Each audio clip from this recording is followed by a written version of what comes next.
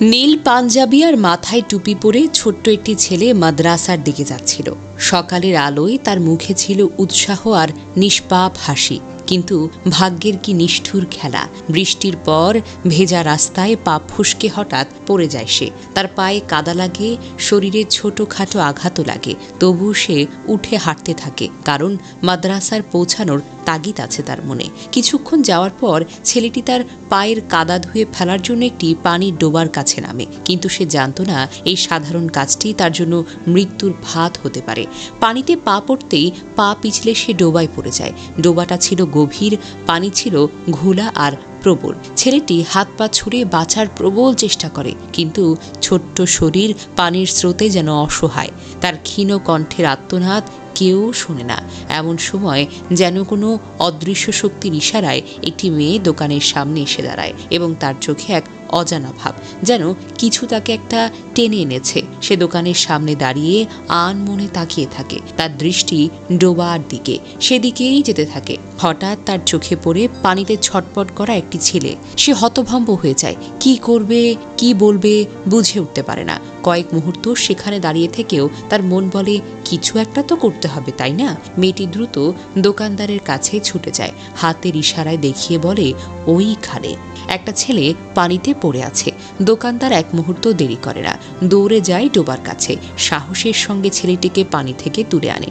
ছেলেটির শ্বাস প্রশ্বাস তখনও আছে। এ সময় আশেপাশে সবাই বেরিয়ে যায়। যদি মেয়েটি সেখানে না আসতো, যদি তার দৃষ্টি ডোবার দিকে না পড়তো, তবে কি হতো?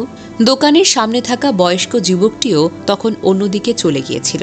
কেউ ছিল না ছেলেটির আর্তনাদ শোনার মতো। হয়তো ছেলেটির কপালে অঘটন ঘটত, হয়তো সে নিষ্পাপ জীবনটি চিরতরে হারিয়ে যেত। আল্লাহই ভালো জানেন কি হতে পারত। এমন একটি ভিডিও বেশ ভাইরাল সামাজিক যোগাযোগ মাধ্যমে। তবে এই ঘটনা আমাদের সবাইকে সতর্ক করে। ভেজা রাস্তা, গভীর পানির ডোবা, এমন কোনো জায়গায় যাওয়ার সময় আমাদের অবশ্যই সতর্ক থাকতে হবে। বিশেষ করে ছোট শিশুদের ক্ষেত্রে আমাদেরকে আরেকটু বেশি দায়িত্বশীল হতে হবে। রাস্তায় চলার সময়, পানির কাছে যাওয়ার সময় বা যে কোনো বিপজ্জনক পরিস্থিতিতে সব সময় নজর রাখতে হবে। এক মুহূর্তের অসতর্কতা আপনার জীবনের মূল্য দিতে পারে।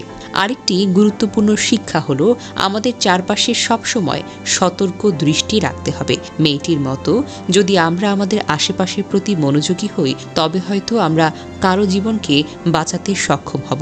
একটি ছোট্ট পদক্ষেপ, একটি সতর্ক দৃষ্টি, একটি তাৎক্ষণিক সিদ্ধান্ত, এগুলি পারে আপনার জীবনকে সঠিকভাবে মূল্য দিতে। এই ঘটনা আমাদের চোখে আঙুল দিয়ে দেখিয়ে দেয় জীবন কতটা ভঙ্গুর, তাই না? কতটা অপ্রত্যাশিত।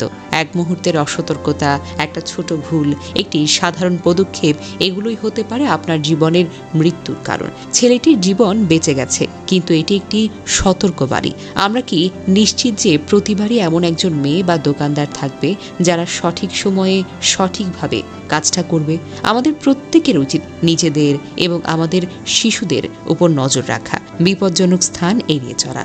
সবচেয়ে গুরুত্বপূর্ণ কথা, চারপাশে সতর্ক দৃষ্টি রাখতে হবে, কারণ জীবনের মূল্য তো একেবারে অপরিসীম, তাই না?